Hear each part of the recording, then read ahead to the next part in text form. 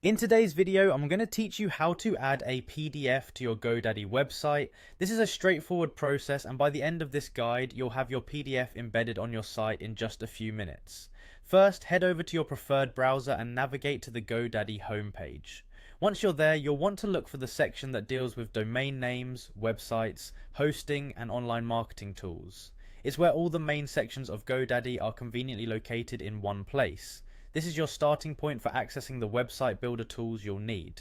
Next, log into your Godaddy account if you haven't already. After logging in, find and click the products link in your account menu. This will take you to a list of all the products and services you currently have with Godaddy, which includes your websites. From here, locate the specific website you'd like to add the PDF to and click on it. This will open up more options specific to that website. Look for an option that says Edit Website. Clicking this will redirect you to the website builder where all the magic happens. Once in the Godaddy website editor, you'll see an array of tools and options for customizing your site. Look for the Add Section button. It's usually prominently displayed as it's one of the core functionalities of the builder. Clicking Add Section will prompt a list of section types you can integrate into your site.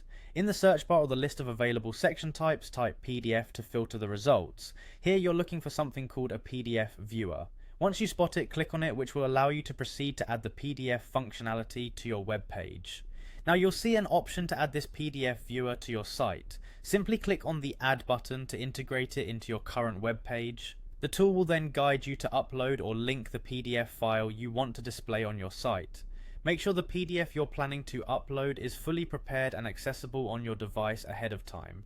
This will ensure a smooth process and prevent any unwanted delays. Voila!